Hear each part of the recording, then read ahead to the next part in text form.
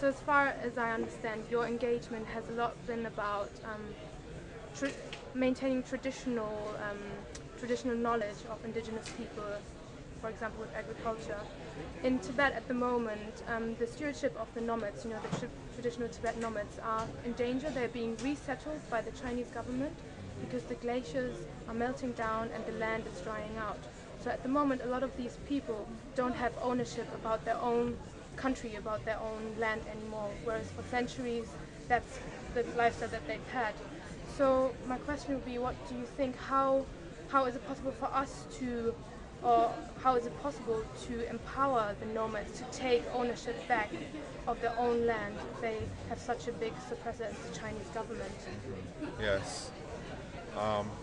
The work that we do in the United States and Canada is lifting up the inherent rights of indigenous peoples. One of the frameworks that we apply in addressing climate change with mitigation and adaptation issues is that as indigenous peoples is that we have to have recognition of our land rights, land tenureship. The issues of self-determination are very important. So that's why we are here as indigenous peoples collectively working within the Indigenous Caucus, within the conference meeting of the world leaders. It's been very difficult because one of the main causes of climate change is the production, the mining, and the combustion of fossil fuels.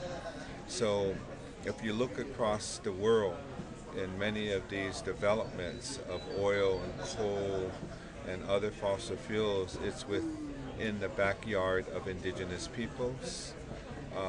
And that's why, we are here. And solutions involve land rights. And it's been very difficult to get strong language that recognizes the rights of indigenous peoples. Because, when we really look at the bottom line, many of these governments, along with the multinational corporation and the extractive industry, the oil industry, they don't want to recognize local community rights to land. They want to take away those rights, and some of them have taken away those rights, and they don't want to acknowledge. They use militarization. So that's why, as indigenous peoples, we're looking to people of the world, civil society, to look at all these issues that we have to stand united as a human race and defending the human rights, not only of indigenous peoples, but the human rights of all people. And my last question would be, do you see any major challenges in the context of a totalitarian communist state as in China? Because, for example, the Tibetan nomads, they can't really voice their issue, they can't really voice how their land is being taken away. So what do you think would be the major challenge, and how could they tackle that? Yeah. All these governments of the world do not have a solution on how they recognize indigenous peoples. Governments have been removed from the humanity of people. They've been removed from the consciousness of the sacred. They've been removed from understanding that unique and profound spiritual relationship that we have with our Mother Earth. They don't have any understanding of the importance of the environment. It's all been economic development driven.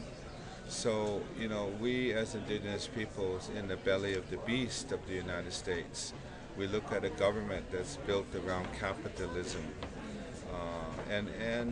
We provide some very challenging questions in many of these social movements, whether it's socialism or communism. They don't know how to address the rights of indigenous peoples or human rights. So it's a factor that has to have special consideration.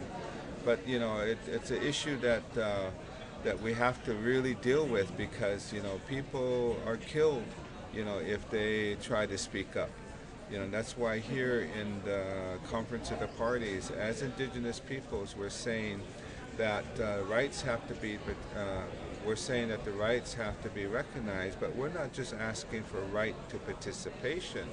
We're asking rights to land, rights to resources, rights to the forest.